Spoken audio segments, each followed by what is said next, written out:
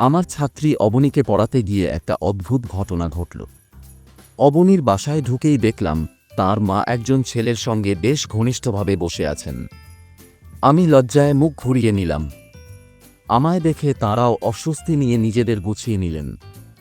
তখন অবনীর মা বললেন, অবনী তো এখনো স্কুল থেকে ফেরেনি, আর তুমি আজ এত তাড়াতাড়ি কেন এসেছ?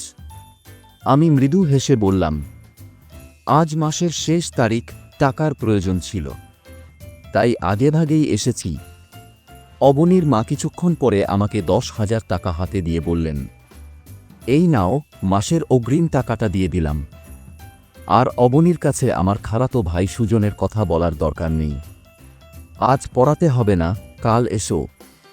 টাকাটা হাতে নিয়ে চলে আসি।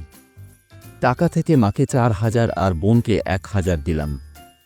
মাকে এটাই ছিল আমার দেওয়া প্রথম উপহার। তার চোখে আনন্দের যে ঝলক দেখেছিলাম, সেটা যেন পৃথিবীর সবচেয়ে মূল্যবান জিনিস। বোনটাও আমাকে জড়িয়ে ধরে খুশি হল। পরদিন অবনীর বাড়ি গিয়ে দেখি সে শাড়ি পরে আছে। আকাশী রঙের শাড়িতে তাকে সত্যি অন্য দিনের চেয়ে বেশি সুন্দর লাগছিল। পরানোর সময় কেন জানি ওর